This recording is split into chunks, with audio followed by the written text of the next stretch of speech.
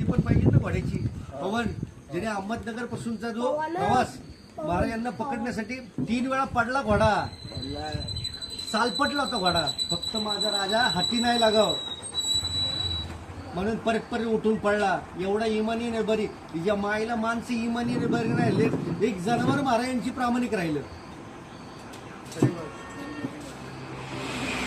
त्याला फक्त नाव घेऊन नाही होणार, रोमारोमात करायचं रे.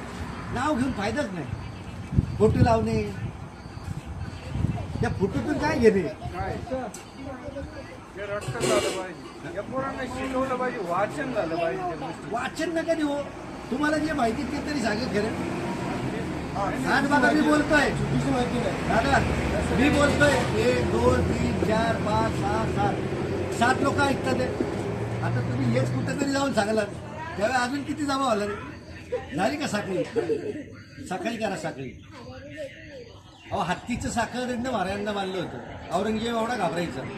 ज्या टायमाला पण संभाजी महाराजांपुढे यायचा ना, तो पार संभाजी महाराजांचं तिथं असेल ना, ते इथून बोलायचा आणि अजून टाकायला गंजीरा, एवढा घाबरायचा.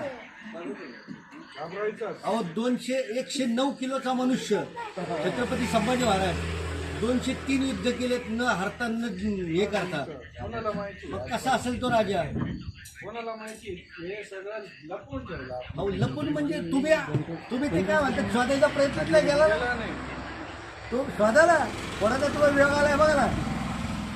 अण्णा हजेरीला एक तुम्हाला स्कीम दिलेली आहे. 12 रुपये खर्च आहे फक्त तुम्हाला. किती?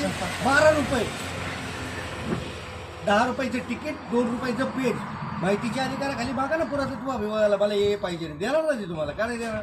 त्याची ड्युटी आहे, त्यांचं काम आहे.